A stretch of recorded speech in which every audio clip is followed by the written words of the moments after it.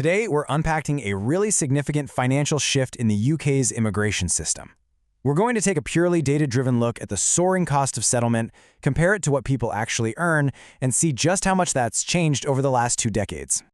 Over the last 20 years, UK visa fees versus inflation 2006 to 2026 has changed significantly. But how much of that change was inflation and how much was real growth?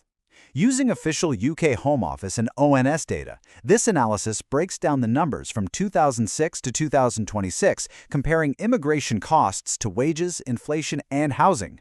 This is not commentary. This is structured economic measurement. So here's how we're going to break it down. First, we'll define a couple of key terms so we're all on the same page. Then we'll walk through the 20-year fee timeline. After that, we'll compare that growth to inflation and, crucially, to wages. We'll even build a realistic affordability model to see what this looks like in the real world, and then we'll wrap up with the main takeaways. Okay, let's dive into it. Right, so to kick things off, let's just make sure we're clear on the core concepts we'll be using to measure these changes. The specific fee we're focusing on is for something called indefinite leave to remain, or ILR.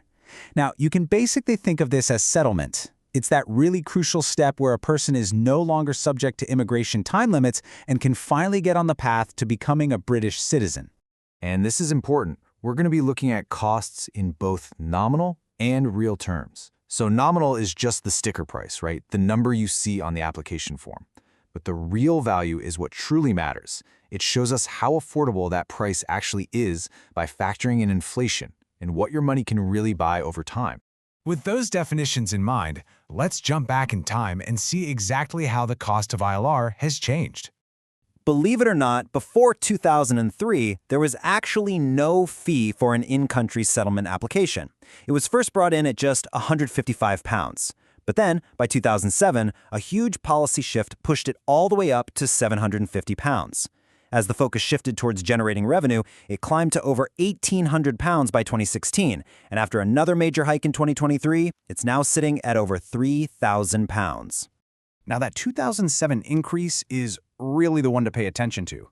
It was a single jump of over 123%.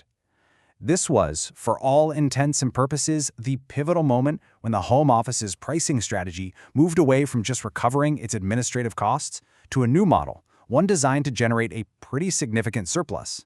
So you might be thinking, was this all just about keeping up with the rising cost of living?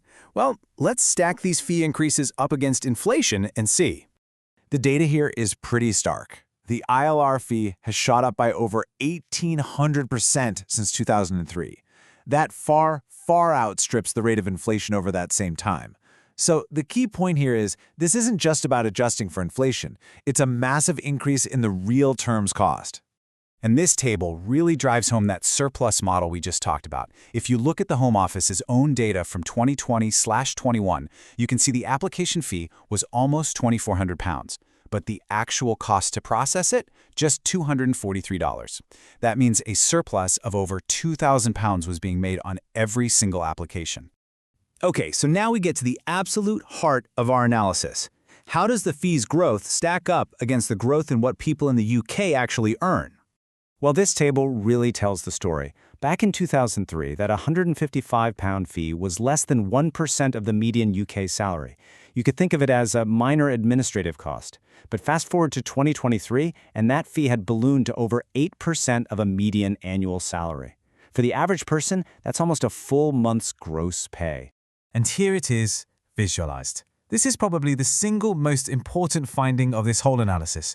Between 2003 and 2025, while the median UK salary grew by about 86%, the ILR application fee just exploded by 1,854%. To put that another way, the cost of settlement has increased at a rate over 21 times higher than wage growth. But, the ILR fee isn't even the whole story. Back in 2015, another huge cost was added to the journey, the Immigration Health Surcharge, or IHS. As of today, that surcharge is £1,035 per person per year.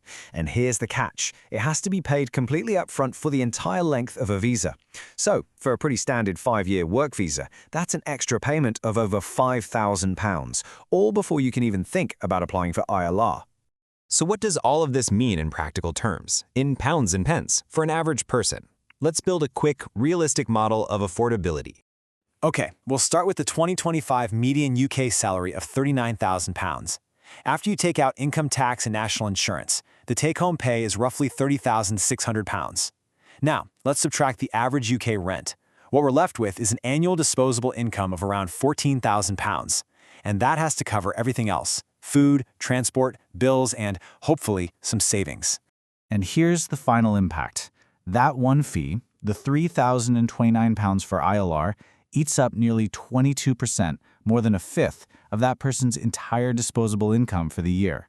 What began as a minor administrative cost has turned into a major financial event. So let's pull all of this together and quickly summarize the key conclusions that we can draw directly from the public data we've just walked through. First, and this is the big one, the cost of ILR has grown 21 times faster than median wages since 2003. Second, the pricing model clearly shifted from just recovering costs to generating a huge surplus, over £2,100 per application.